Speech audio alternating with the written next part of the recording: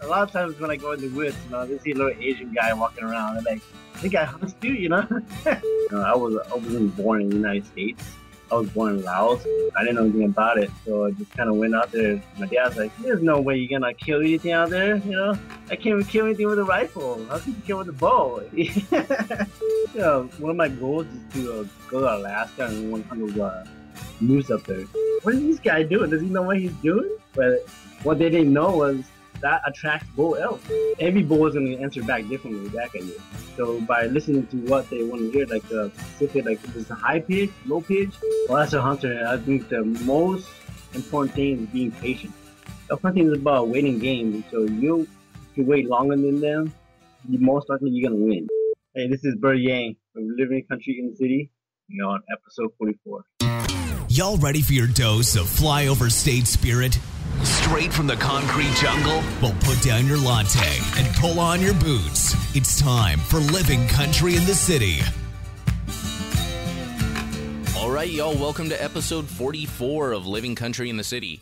I'm not quite ready for elk season to be over. I can't quite let it go just yet. So today I've got my good buddy Bear Yang of Pure Trophies on to talk a little bit about elk hunting. So, Bear, thanks for hopping on the show with me today. Yeah, thank you for having me on board, Dan. So, for those who don't follow you on Instagram, why don't you give me maybe just a little bit of background of kind of how you got your start in hunting and really kind of what you're doing now? So I started hunting when I was about 14. Actually, that's when I actually started bow hunting. But before that, I wasn't born in the United States, so I was born in Laos, and we moved here at an early age, about 7 years old. So when I was over there, my dad has been teaching me how to hunt in the woods. So we live off the land and how to survive out there. So we got here, and it's pretty much similar to well, I guess where we came from, and the mountains were great. So we just stay here, and my dad just picked up hunting again from here, and that's how I got hooked onto it. So, suffice to say, correct me if this is not a fair thing to say, but you're not the most stereotypical American hunter. No, I'm not. A lot of times when I go in the woods, they see a little Asian guy walking around. They're like, "The guy hunts too." So it's a little strange. People give me that little weird face, like, "You're 5'3" and you're hunting out here, and you're packing elk out, and it's little. But I don't take it personally. I just look at it as like, hunting is hunting. Well, that's it. It's such an awesome thing. It proves that you don't have to be a certain type of person to love being in the outdoors, love hunting. I love this community because they're, some people might act a bit surprised, like you said, to see the little Asian guy running through the forest, but they may act surprised, but it's such a welcoming group. At least that's been, my experience. One of my good buddies here is a black guy, and we go shooting all the time together, and a lot of people see us together and they kind of act surprised too. And it just proves to me, the more people you see out in the woods, that it's something for everyone. It's not just this kind of white male thing. You got women out there, you got Asian dudes, you got white guys, you got black guys, you got a little bit of everyone out in the forest, and it's really an amazing thing. Yeah, it's a sport that anybody can do, as long as they're willing to hike and put their effort into it, they can do it. Yeah. So you grew up in Laos, and that's really where you started learning all of this. Yeah, I didn't start learning about elk hunting or anything like that or deer hunting until I moved to the United States. But over there, we live off the land, like shoot squirrels, shoot birds, or like wild pigs. And I never got a chance to do any of that stuff. But my dad will be hunting and bring home the meat, and we would look at it and praise it. It's like the most incredible thing, That's really cool, though, man. So you kind of learned. You really learned those outdoor skills, those woodsmanship skills, and all of that then before you got into hunting. So you were probably once you kind of got into the big game hunting over here in the United States, that really that probably came in super handy. Oh yeah, it was really a head start for me, because the parents taught me how to trap and how to live off the land, how to find food and what to do, how to survive if you get lost out there. So it was just a natural thing when I started into hunting the outdoors.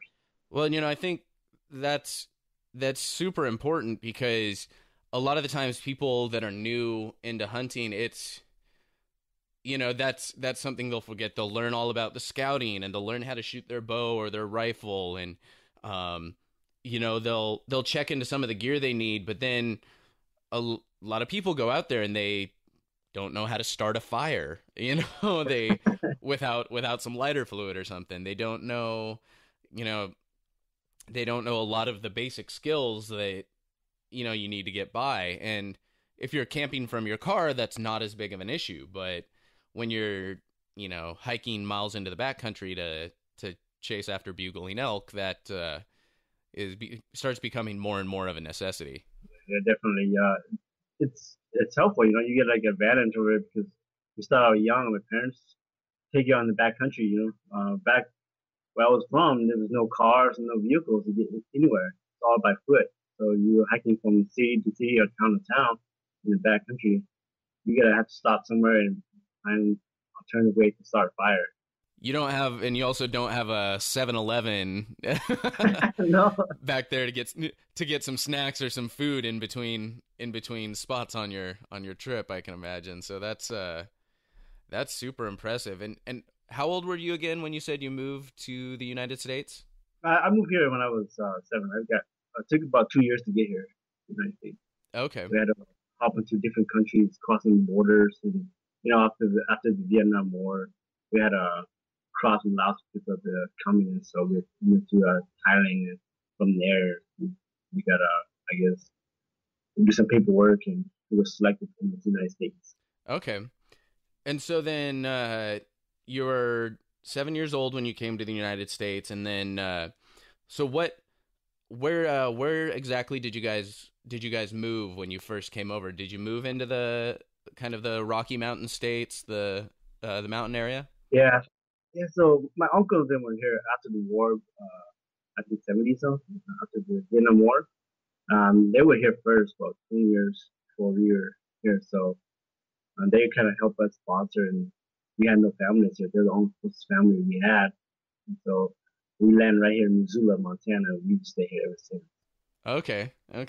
Yeah, I mean, talk about, central place for backcountry hunting. I mean, that's kind of the center of it all. How could you move there and not and not become a hunter, pretty much, it seems like. I say it's luck of the draw, because if I didn't move here to Montana, I don't think I would even know about elk hunting or deer hunting. I just be doing some kind of fishing or small game.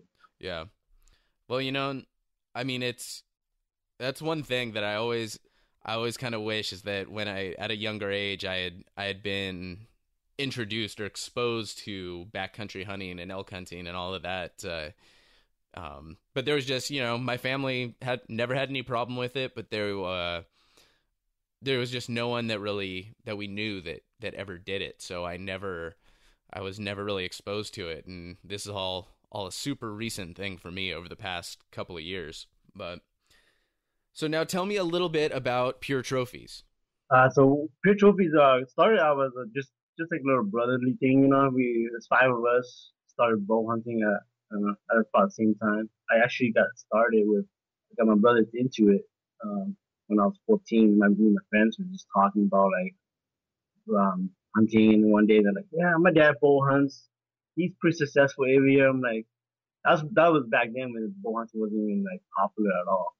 Mm-hmm. There was no gears for bow hunting or anything like that. So they had like old traditional bows that they're shooting with, and me and my friends were just talking about it, and I was like, yeah, that sounds interesting, because where I was from back in Laos, my dad was teaching us how to shoot bows, and I was like, that's pretty cool. Yeah. So I took my class with the education class, and then once I got that completed, I went and grabbed my bow, bought a bow. Back then it was just a little small kid bow, but I didn't know anything about it, so I just kind of went out there. My dad's like, "There's no way you're gonna kill anything out there, you know." I can't even kill anything with a rifle. How can you kill with a bow? The thing is, we didn't know anything about like the rutting season or the postseason rifle season. You know, we just decided to buy a license to go hunt. That was what the mentality was. But that's we started studying more and more into it. Got my brothers involved into it. We started studying them and researching them and scouting and kind of do the whole background of what elk hunting is all about. We all got hooked into it. You know, as soon as we heard the first bugle, it was back. So we got into it, and then we decided to just do some video of us hunting to start with. Now, into a point where we kind of understand what elk want to listen to, how to behave, what they do year round. We decided to just come up with some easier products that we're working on currently to help hunters become more successful out there in the woods. A lot of, I think, gear or tools. So how is this season, this past archery elk season been for the Pure Trophies crew? We did really good this year. Not as good as the years before, but only because we're picky. You know, it's not because we're hunting for the animals to eat, but we like to challenge ourselves. You know, when we first started out, anything that was legal, we were gonna drop it. You know, and we could barely get a spike to come in back when we first started. And now we get pretty much any of the right ones to come in. And so this year, with the forest fires that are smoke thing going around, you know, we didn't get a chance to go far as one elk is active because of smoke. And so we are just be calling like 5 pointers and small sixes coming in, and it wasn't something that we were looking for. So as the season progresses, you know, we always aim for the biggest one as possible.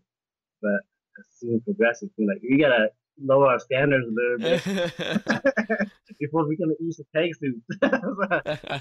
So one of us decided to shoot 5 point, and then follow a few days, another 5 point, and then 6 point, and then we just start taking out, and pretty much got like 5 pointers this year. But it's understandable, you know. This year has been a good year for bulls to come in, but not the big ones that we're looking for. So now, typically, when you guys go out, do you go out as a group and do kind of calling setups? Do you go out solo? Is it a mix of both? Yeah, it just all depends on a certain day.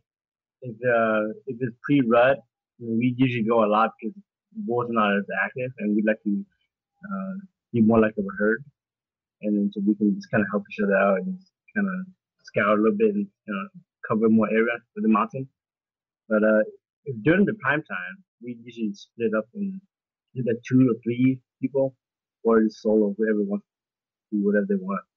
There's no requirements or presets that we need to do. You know, we just go out there and we locate more bulls and more opportunities for more hunters. If we just put one bull bugling, and we're just gonna we're just gonna go chase this guy. Somebody's gonna shoot today. Who wants to volunteer to shoot?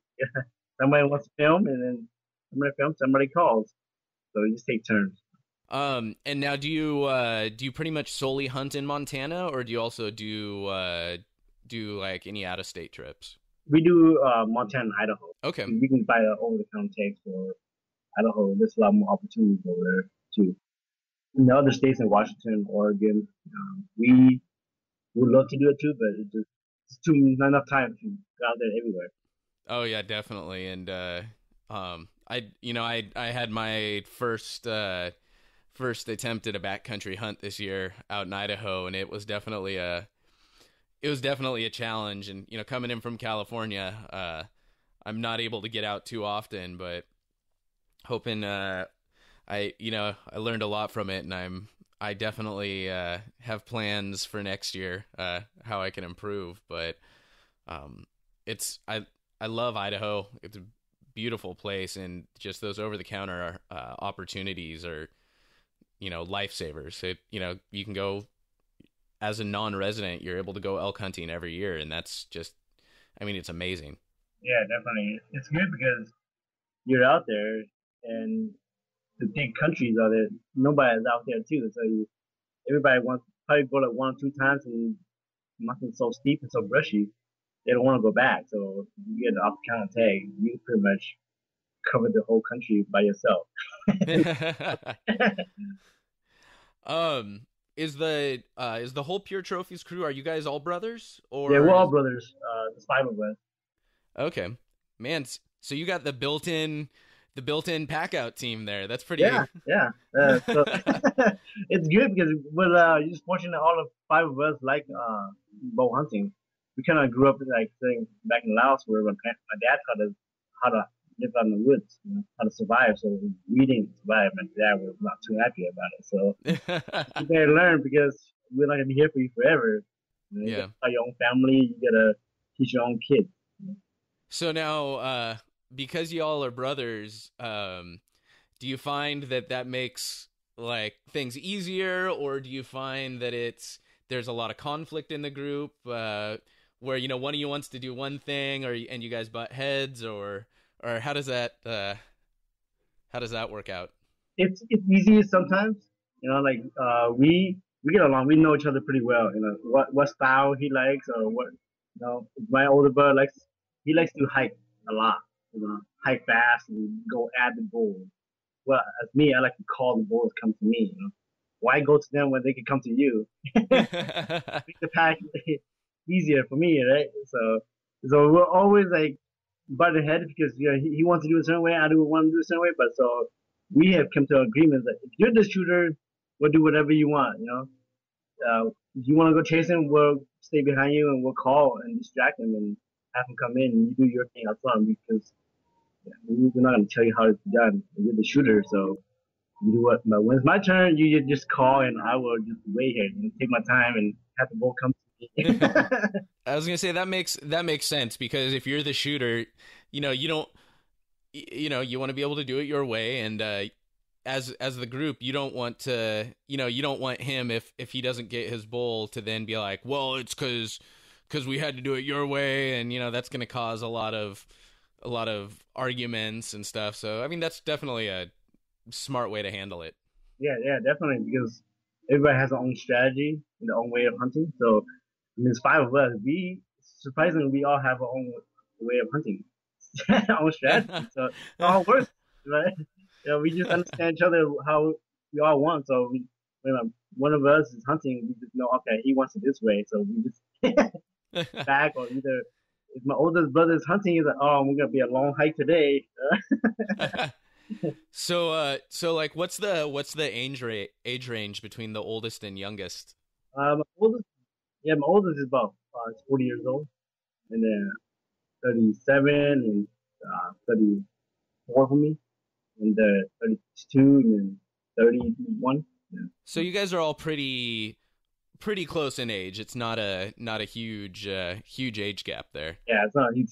Yeah, very 2 years apart. Well, okay. So do you have any fun stories from the season you might be able to share with us? Yeah, I mean, every year is always a new story.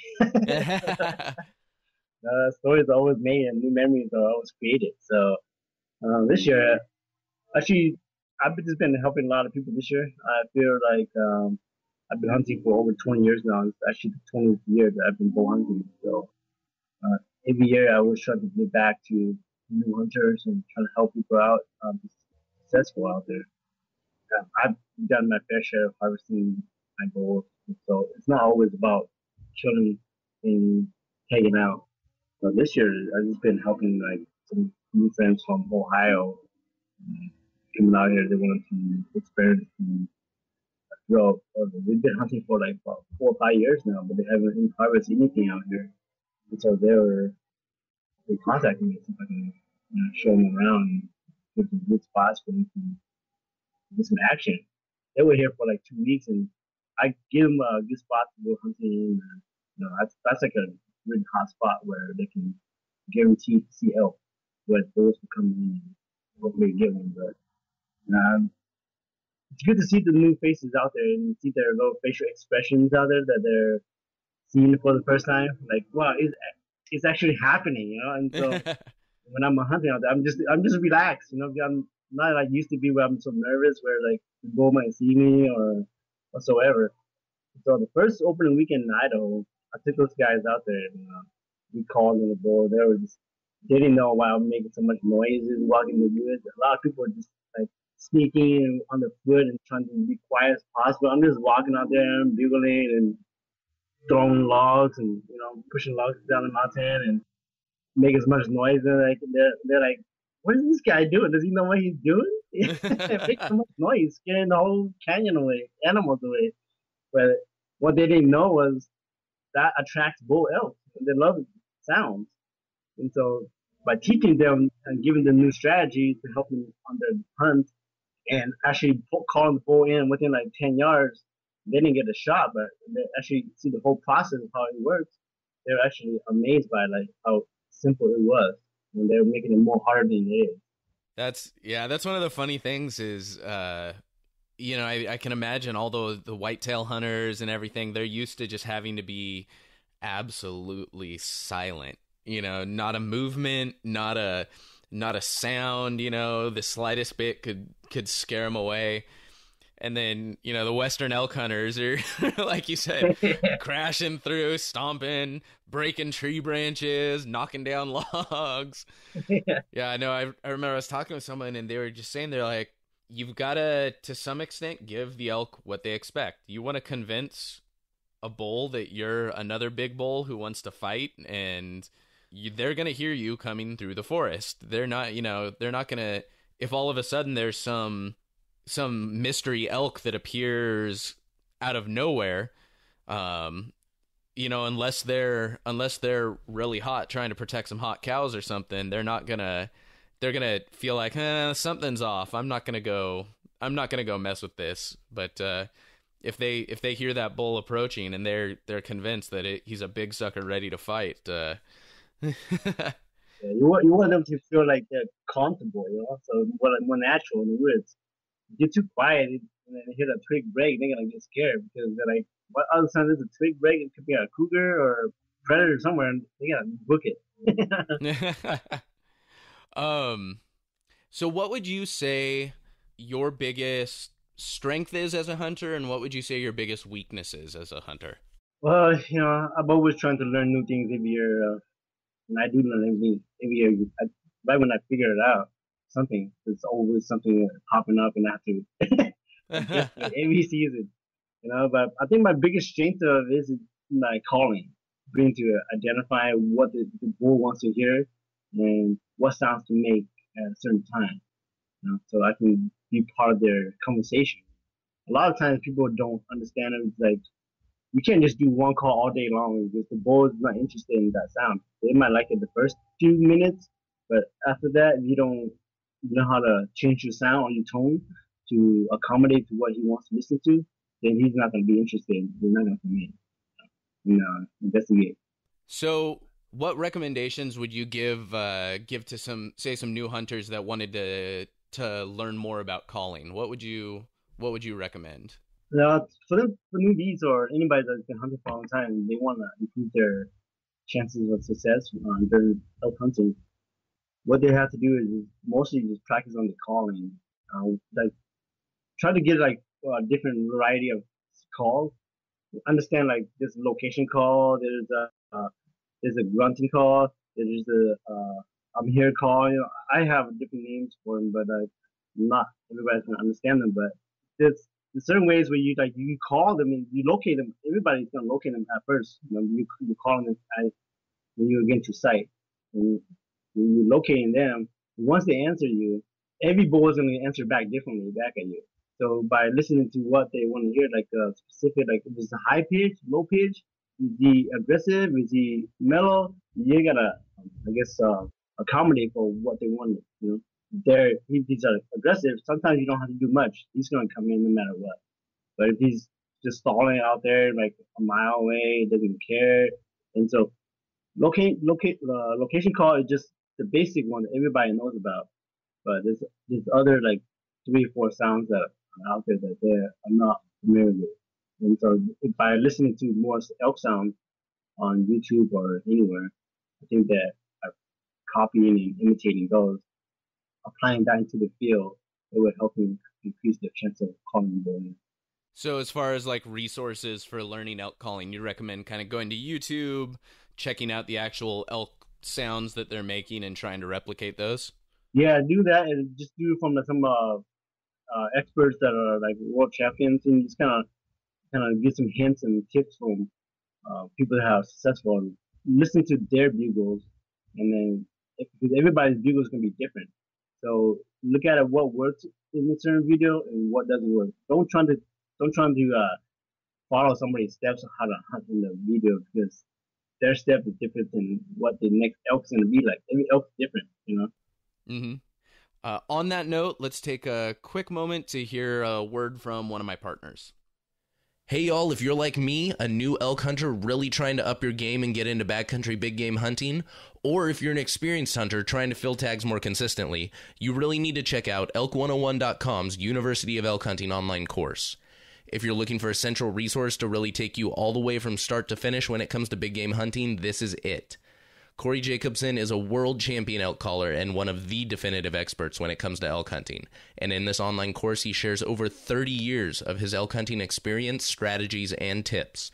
All of this is broken down into easy to digest modules and packed full of great video content as well.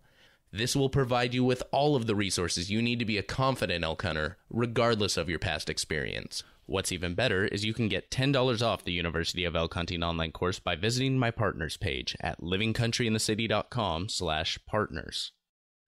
Okay, so we talked a little bit about your biggest strength as an elk hunter. What would you say your biggest weakness, the thing you need to work on the most as an elk hunter? Well, as a hunter, I think the most important thing is being patient. You know, patience is the key when you're hunting elk. If you're not patient and you're thinking that even if he's not big enough for like 5-10 minutes, you're thinking you may have gone out of the country. You might have spooked it somehow, and you're just sitting there wondering what's going on, because he was so hot, and all of a sudden you become so quiet. You know, a lot of times it's because they're more patient than we are. They're just waiting to see your mistakes. So elk hunting is about waiting game. So if you wait longer than them, most likely you're gonna win. But a lot of times as a hunter, we don't like to wait. We like to see the animal, and we want to go shoot it as fast as possible. So by not having enough patience, like getting into them, 10, 15 minutes have gone by. They're standing right there where they know where you are, just silently looking at you to see where you are. And you don't have the patience to wait for them to get tired to come into you. Then you go towards them, they're going to see you coming in at them. They're going to take off, because they're not as stupid as we think they are. And they're smart. They're just waiting, looking as much as we are. They're trying to tease us as much as we're trying to tease them. So a lot of times they win. Are there any specific moments you can think of, or like times that you can think of where you were chasing an elk or whatever, a specific elk or whatever, and because you weren't patient enough, you may you didn't get it, or you spooked it or anything? Yeah, just example would be like this year. Me and my brother had gone out, hiked for 4 miles in, and we didn't see no elk signs at all for like the first 4 miles. No rubs, no tracks, nothing. We were like, I wonder what all the bulls are hiding at, And as soon as we hike over to the last ridge, and like, this is the last ridge before we turn back around, because anything down here is all downhill. And I don't really want to pack like this far down here, because we usually pack everything, even the guts and intestines and everything. So we like to do this little trip as possible. Sometimes we have to do 2, but we try to keep it into 1. So it was only 2 of us, and I was like 4 or 5 miles in. I'm not gonna pack everything. So, on our last ridge, we bugled, like 9 o'clock or so, and finally, first bull bugled back, and we were like, "Oh, he's hot." And it only took us like 2 bugles, and he was running in from down the canyon. And so we didn't get a chance to check the wind either, because usually by the morning, thermal it's going down, and so we just got set up real fast, and Next thing you know, we hear him crashing through, and 2 seconds later, we hear him running back, and like, what's going on? We check the wind, and the wind was going down at his face, and so, all right, he's gone. So, but he went about like a quarter mile down the mountain. He started beagling back. We're like, well, we spooked this guy. Don't need to go bother this guy, and let's just go around the corner again, right? So we figured we were not patient on the first one. We didn't get the chance to check the wind. On the second one, we went around the corner about not too far, 200 yards, and we located the herd bull. We had a cow, and he was about a quarter mile down the mountain as well, and he was coming up too as fast too. But knowing that the wind was going down, we went pretty fast. And what we should have done was move up farther back, where he could have a chance to come up to the top of the ridge. We didn't have that mentality at the time, so we ran real fast down the mountain as fast as possible. And we went butt headed together. Both came up real fast, and we went down. And next thing we know, we both got spooked each other. We both ran our own separate way, So it's being patient that what counts the most, because sometimes you can be down the canyon. Next thing you know, he's right there in front of you. And so if you would have waited just another minute or so, we would have probably had a shot at both. It's definitely, it's a tough thing, especially it's great advice for new hunters because, when you've been doing it a bit longer, I know every bull you still get excited about, but as a new hunter, I think we're a lot more susceptible to that. Oh my gosh, I heard something. I need to go after it now. I need to get there. I need to get there as soon as possible. And that just crazy bull fever. But it's important to remind yourself, check the wind, think about what you're doing. Don't rush, and there's times you need to go fast. Like, a bull is, if you need to cut off a bull or something like that, there's times when it's appropriate to go quickly, but that needs to be part of a well-considered plan, not just kind of rushing into something. The bugle, that's what gets you going. You hear the first bugle and you're like, your adrenaline started rushing, you're like, blood's boiling, and you're like, you don't know what to do. You're like, okay, I gotta go set up somewhere, and you just don't think, because sometimes it's not your natural ground that you've been hunting. Mm-hmm. The new ground that you've been going to. You don't know how the terrain, you don't know where they're gonna come from, and you just kind of guessing a line that they're gonna be, okay, coming from you to me, and it's gonna be straight. So you can just kind of adjust to wherever he's gonna be coming in, and sometimes they're adjusting to where you're gonna go too. So you both could be going the same direction. You might be trying to circle him, he might be circling you, and next thing you know, you're like butting heads. You're like, what? You're a bit more patient. I would have at least knew where he was going. I'd be able to adjust myself to where he's going to be going, so I can at least get a shot. But without thinking, he's trying to circle you, and you're going the same side he's going, then you're gonna meet each other.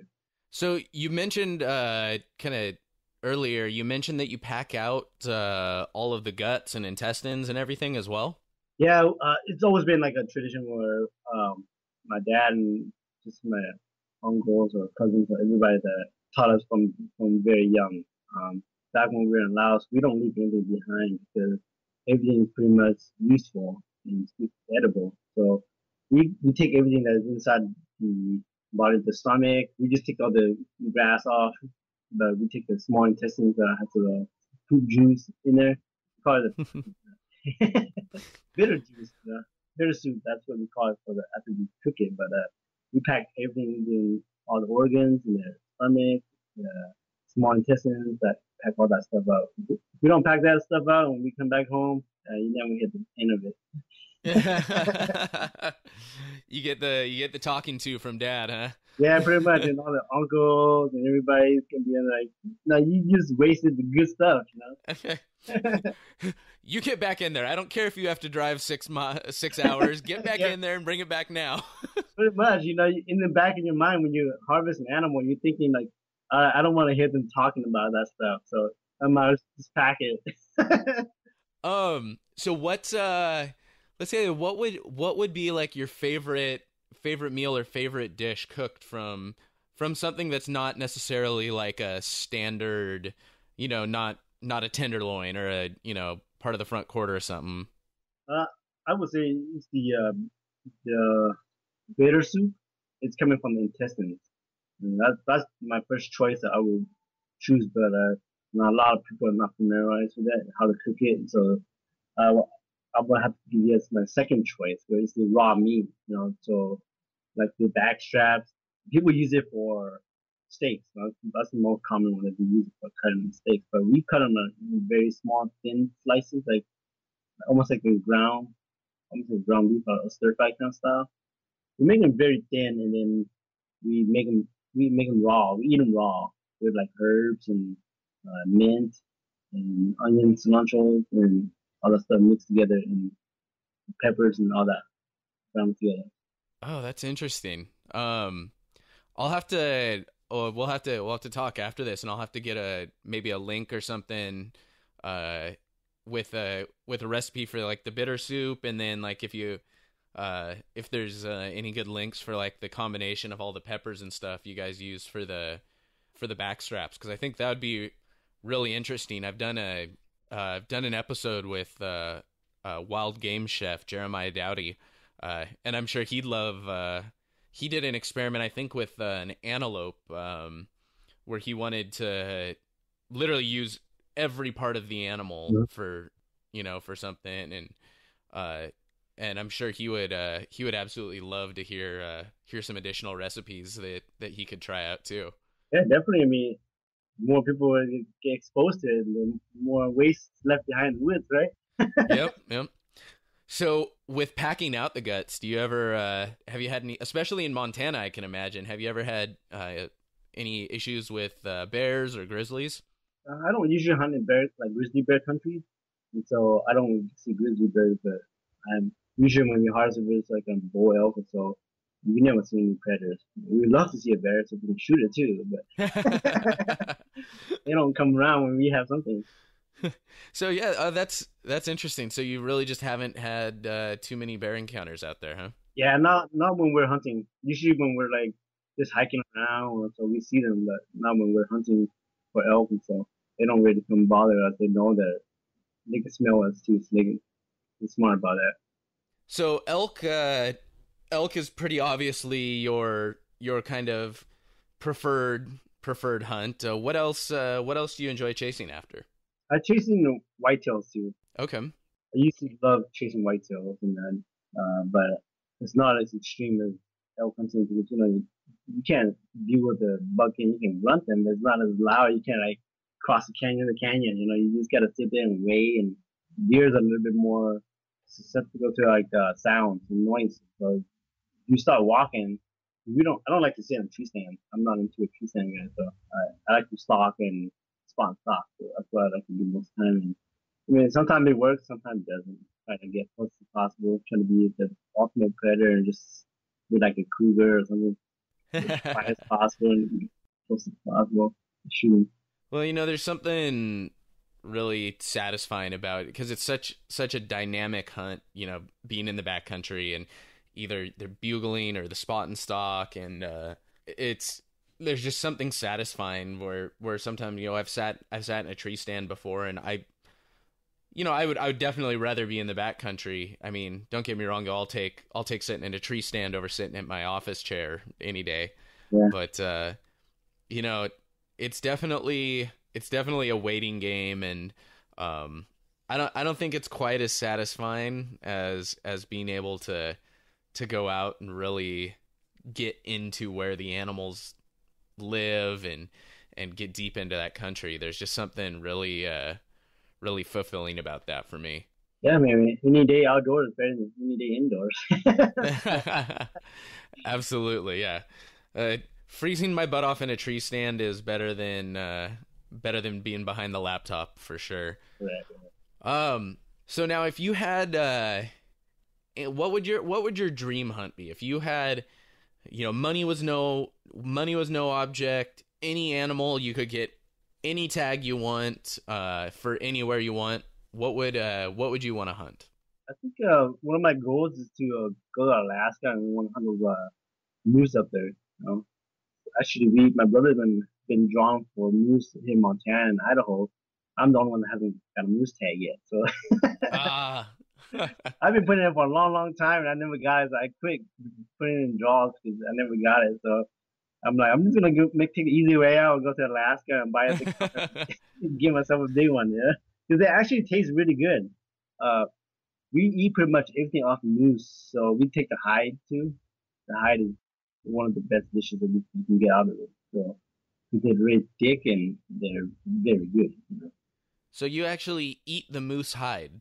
Correct, yeah. We take the hair off, we burn the hair off, and then we take the big skin, the kind of the leather part, the big piece, and we cook it for a long time and make it very soft, and then we slice them up real good and dip it in pepper and eat them like that. That is really cool. I'm gonna have to get like a recipe book from you or something, because I'm like super fascinated with all like the different dishes and stuff now. That's but that would be super cool. Yeah, Alaska is definitely one of my that's on my bucket list right there. I would love to go up. I'd love to do moose in Alaska, and I would love to chase some bear up in Alaska too. Yeah, that's one thing that I want to do because one of my bucket lists is to have a plane drop me off like 100 miles, 200 miles somewhere out in Alaska. Let me live there for like a month and then they can pick me up, Just get out there and hunt and then eat off the land for a month and then pick me up and back home to antlers. There's an episode of the podcast I did with a guy, Corey Staniforth. He really cool guy, but he told a story, I guess. He and his buddies did a trip, and they found, I guess, the most remote island. Like, I think it was all around like Prince of Wales Island out in Alaska. It's got all the like little sub islands around it, and they went and found like the most remote island where nobody has been in just years and years and years, and they took some like little teeny boat that they had to rent to get out there, and there's just, it was like the most remote backcountry trip, and they did a pretty long period of time out there to go hunt. I think they were hunting bear, but yeah, it was. You should give that episode a listen. I'll link to it on the show notes page. I'll have to look up exactly what episode number it was, but yeah, definitely. I'd like to listen to it. Yeah, he talks about doing just like like you're saying, like a super remote, live off the country kind of trip into Alaska. The kind of trip where if the boat sinks or something, somebody's probably gonna die. But yeah, no, Alaska. I think, I don't know what it is about Alaska, but there's something just super alluring about it, and I don't know. Maybe it's just because there's so many places that are just so remote and wild, or not exactly. I'm not totally sure what it is, but something like that. So what, if you had to pick some kind of essential pieces of gear that you think really kind of make your elk hunt, what would maybe your top 2 or 3 pieces of gear that you would recommend to someone? The thing that I would recommend for people is a bow. Bow and knife is probably the most important things that you can get for surviving, or just, you don't have to get like the fast technology nowadays because you can't make your own arrows. You're not gonna get a carbon fiber arrow out in the woods somewhere. But if you can get like a basic bow and longbow, so you can make your own arrows out there. And my parents always taught me how to make arrows back I was in Laos, how to make arrows out of bamboo trees, So you cut them up, you shoot them, gonna kill an elk, but you're not gonna kill like a grizzly bear or you're gonna get something to eat. You're gonna survive. Well, you might at least be able to scare it away, make it think twice if it's coming at you. Yeah. Have it give enough pause to get away or something. But so you learned how to. That's super impressive. As part of that self-sufficiency and survival skills, you learned how to make your own arrows. Would you also make your own bow typically, or? Yeah, we don't have like the nice technology they have now, but like we do used to make our own bowls out of bamboos. I mean, and they make strings out of it, out of twines from either from animal skins or muscles that we have, or from trees that we have out of the jungles. They're not as powerful, not as fast as the ones that we have here in the United States, but they'll kill animals, you know. It's enough to definitely put down something when you're hungry in the backcountry. Yeah, yeah. As long as you can survive, and it's not, you back there. You're not about like trophy hunting anymore. You're just trying to get something on the table so family can eat. It's a whole different culture now. It's a lot more of like a sports now. Like we advertise it, we promote it to get hunters to get out there or newbies to start hunting. Buy gears for all these nice equipments to get out there, and you're gonna be successful with these new tools, new gear. Like it doesn't really, define the art of hunting anymore. But back then it's all about food and food and food. Yeah, for sure. That's crazy impressive, man. Making your own bow from bamboo and animal sinew and skin, and then bamboo arrows. What would you use for? Would you just sharpen the end of the bamboo, or would you actually have an arrowhead for those? If you had like metal and stuff, you can sharpen it into broadhead stuff. But most of the time, it's just gonna be like a kind of like a field tip style. You just sharpen on the tip of the bamboo. You just measure your length of the arrow, and that fits your arm length, and then you just cut the tip of it and make it sharp as possible. That's cool, man. That's super cool. So from then to now, what would you consider maybe one or two essential pieces of gear that you use nowadays going into the backcountry? Like every year they always try and promote new gears that is better than ever, but I always try to avoid buying new gears because every time I buy new gear, it never really helps. It actually adds more weight to my pack.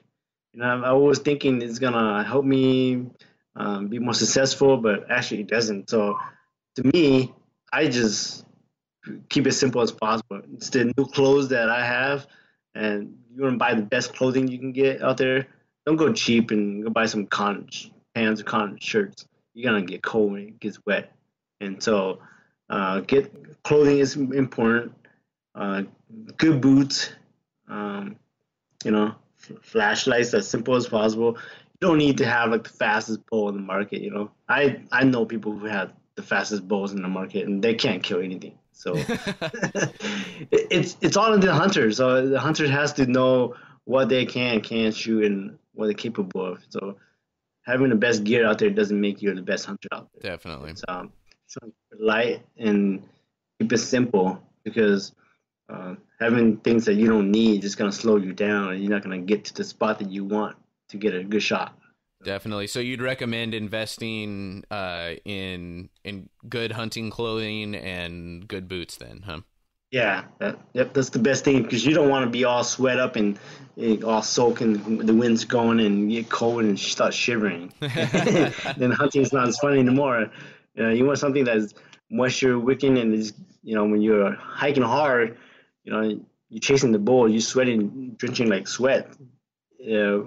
Give you cold for a little bit, but at least you're sweated off and it will dry off real fast. Definitely. So what recommendations, we've talked a little bit about some of this stuff, but, this podcast is really kind of geared towards people that are new to the outdoors, new to hunting.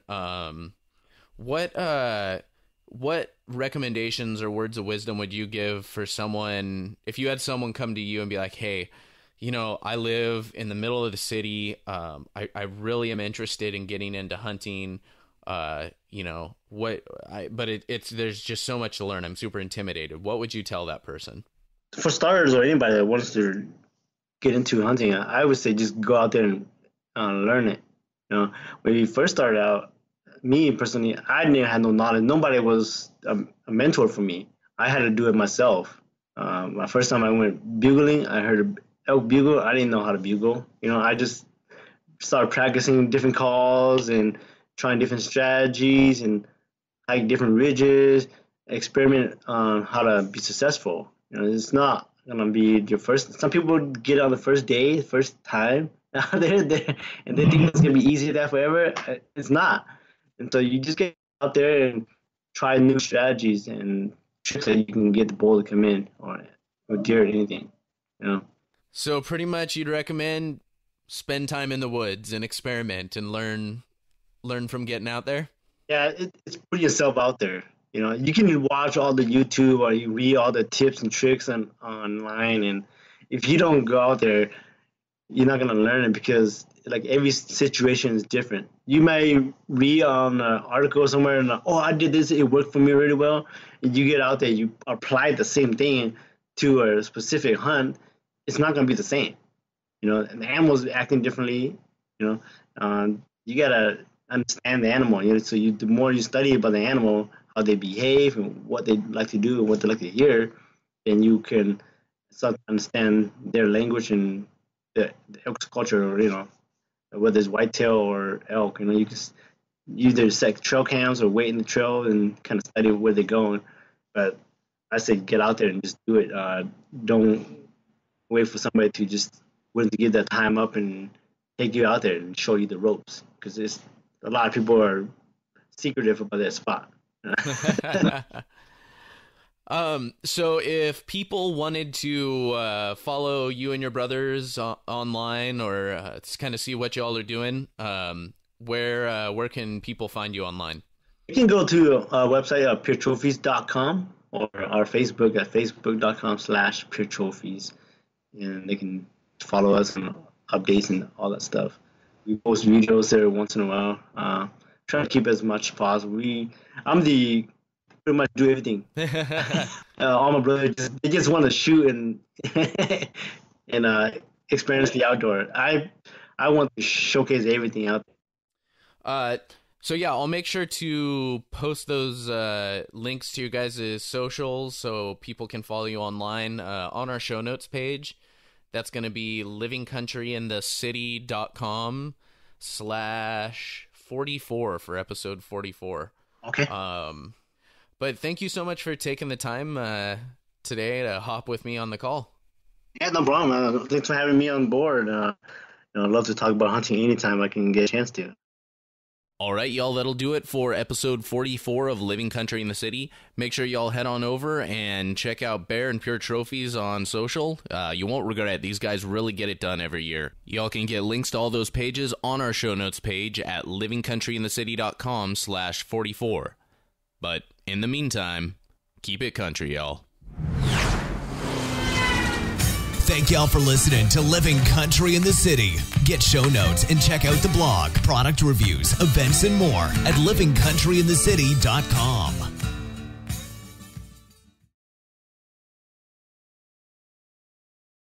I'm actually going to yell at my dogs really quick because they decided to suddenly start acting crazy, and that's never good for a recording. Whiskey, get in your bed. I was trying to hide them off in the corner so when they start acting up, hopefully the mic doesn't pick it up too much. But yeah, benefits of having a little one-bedroom apartment and no and no place to record.